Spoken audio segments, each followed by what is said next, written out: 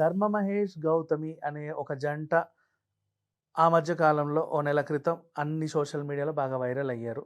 పాపం అబ్బాయి తప్పేముందో లేదో తెలీదు. కానీ ఈ అమ్మాయి మాత్రం అన్ని ఛానల్స్‌కి ఇంటర్వ్యూ ఇచ్చి ఆల్మోస్ట్ ఆ అబ్బాయిని బ్యాడ్ చేసింది. ఎప్పుడైతే నా ఇంట్లో నీకేం పని అని అతను ఒక జర్నలిస్ట్‌ని నిలదీస్తా లైవ్‌లో వీడియో చేశాడో అప్పుడు అబ్బాయికి మద్దతు పెరిగింది. అండ్ అలాగే ఈ అమ్మాయి కూడా సోషల్ మీడియాకెక్కి బూతులు మాట్లాడతా అంటే ఒక టైప్ ఆఫ్ వల్గర్ లాంగ్వేజ్ మాట్లాడతా చాలామందిని తిట్టింది. అండ్ ఎవరెవరైతే మీరు ధర్మ మహేష్‌కి సపోర్ట్ చేస్తున్నారో మీ చెల్లెల్ని, మీ అక్కల్ని, మీ తల్లుల్ని అతనితో పడుకోబెట్టండి అనే ఒక నీచమైన మాట కూడా మాట్లాడింది ఒక ఆడదయ్యుండి. అండ్ అలాగే శేఖర్ భాష అనే అతను మనకు తెలిసిన అతనే ధర్మ మహేష్‌కి సపోర్ట్‌గా నిలిచినందుకు చాలా ఛానల్స్‌లో ఈ అమ్మాయి అతన్ని టార్గెట్ చేసి కూడా ఇలాంటి పదాలే యూజ్ చేసింది. అండ్ ఇంకొకటి రీతు చౌదరి అనే అమ్మాయి, ఆ పిల్ల బిగ్ బాస్కి వెళ్ళొద్ది, నువ్వు ఎప్పుడైతే టీవీలలోకి తిరుగుతున్నావో అప్పుడే ఆ పిల్ల కూడా బిగ్ బాస్కి వెళ్ళొద్దేమో అని వార్తలు వచ్చాయి. వెళ్ళే వరకు కూర్చున్నావు, వెళ్ళే వరకు చూసి ఎప్పుడైతే వెళ్ళిందో ఈ పిల్ల నా మొగుడుతో నా ఇంటికి వచ్చింది, తిరుగుతుంది, లిఫ్ట్లో చూడండి, సెల్లార్లో చూడండి అని చెప్పేసి క్యారెక్టర్ని చాలా బ్యాడ్ చేసేసి మాట్లాడేశారు. ఇంకెంతమంది కొంపలు కూల్చిందో, ఎవరింట్లలో తిరిగిందో అని చెప్పి ఒక ఆడదాన్ని చాలా ఇదిగా మాట్లాడారు. బట్ ఏమైంది తర్వాత అంటే ఆ పిల్లకి తెలీదు లోపల ఉండింది బిగ్ బాస్ హౌస్లో. ఎప్పుడు బయటకు వస్తుందో, ఇవన్నీ ఎప్పుడు చూస్తుందో కూడా తెలియదు. అక్కడ బయటకు వస్తే ఆమె కూడా కేసు పెడుతుంది. బట్ ఇప్పుడు శేఖర్ భాష కేసు పెట్టాడు పంజాగుట్ట పోలీస్ స్టేషన్లో.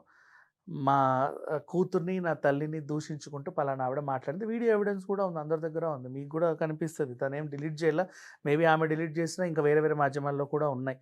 చాలా నీచమైన మాటలు, ఎంత నీచమైన మాటలు అంటే అసలు చెప్పలేనంత.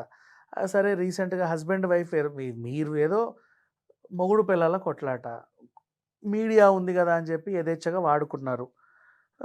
సరే పోనీలే, పోలీస్ స్టేషన్లోనో పెద్దల సమక్షంలో చూసుకోవాల్సిన గొడవని బయట వేసుకున్నారు, బజార్న పడేసుకున్నారు. దానికి మళ్ళీ కింద అందరు కామెంట్లు, నీ కొంతమంది సపోర్టు, ఆయనకు కొంతమంది సపోర్టు. ఆయన ఆడియోలు వీడియోలు అన్నీ లీక్ చేసుకుంటా, సీసీటీవీ కెమెరాలు పెట్టుకుంటావు, ఏంటో ఒక టైప్ ఆఫ్ ఇది. అండ్ ఆ జర్నలిస్ట్ ఎవరైతే నీకు సపోర్ట్ చేశారో, మేము ఇప్పుడేనండి కలవడం, అసలు మొహం చూడడమే ఫస్ట్ టైం అన్నట్టుగా లైవ్లో చెప్పి, మళ్ళీ ఇంకో లైవ్లో ఆ హస్బెండ్ నా ఇంట్లో నీకేం పనిరా రీల్స్ చేసుకున్నామని గట్టిగా అడిగితే ఏం మాట్లాడా, మా ఫ్యామిలీ ఫ్రెండ్ అని చెప్పేసావు. ఫ్యామిలీ ఫ్రెండ్, సరే ఫ్యామిలీ ఫ్రెండ్ ఎప్పుడు వస్తూ ఉంటాడు పోతూ ఉంటాడు అన్నావు, అక్కడ దొరికిపోయావు. వాటెవర్, నోరు ఒకటి కంట్రోల్లో ఉంటే మనుషులు ఎప్పుడు కంట్రోల్లోనే ఉంటారు. అన్ని పదాలు మన అదుపులో ఉంటాయి. ఏ పదం వాడాలి, ఏ పదం వాడొద్దు, ఏ పదాన్ని బయటికి వదలాలి, ఏ టైంలో వదలాలి, ఎవరి మీద వదలాలి అనే కంట్రోల్నెస్ అనేది మనకే ఉండాలి. ఇంకా చెప్పాలి అంటే మొత్తానికైతే నోటిదూల వల్ల ఈ అమ్మాయి మీద అయితే కేసు అయితే ఫైల్ చేశాడు శేఖర్ భాష. రేపో ఎల్లుండో పోలీసుల విచారణకి ఈవిడ హాజరు కావాల్సి ఉంటుంది.